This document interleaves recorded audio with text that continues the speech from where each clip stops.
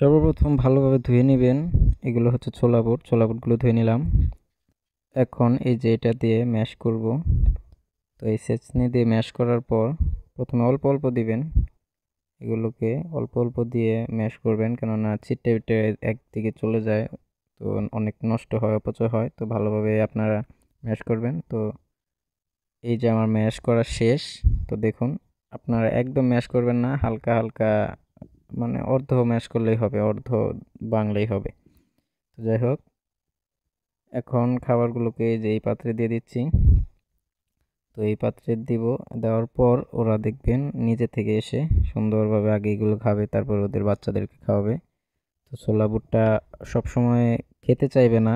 তো অবশ্যই আপনাদের আগে কিছুদিন দিয়ে, বাচ্চা ফোটানোর আগেই কিছুদিন দিবেন, সকালে সকালে দিয়ে ওদেরকে অভ্যাসটা করবেন, যাতে ওরা অভ্যস্ত হয় এবং তারপর থেকে দেখবেন খাওয়া শুরু করে দেবে। তো এটা আমি এখানে দিলাম। আর এই দেখেন আমার পাখির বাচ্চা এখানে দুইটা আছে, মাশাল্লাহ।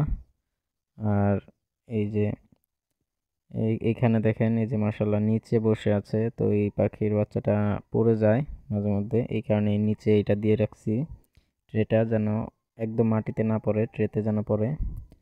এই যে দেখতে পাচ্ছেন, এই বক্সটা আমি বানিয়ে দিয়েছি। তো বক্সে এখন ওকে দিব। দেখেন কি তেরা তেরা, যাইতেও চায় না। যাই হোক, এই হচ্ছে বক্স। তো উপর দিয়ে খোলার ব্যবস্থা রাখছি। তো আর এইখানে দেখেন, দাঁড়ান ওয়েট, এই তো দেখতে পাচ্ছেন মাশাআল্লাহ, তিনটা বাচ্চা ফুটে গেছে আর একটা ডিম বাকি আছে। তো আশা করি ওইটা ফুটবে।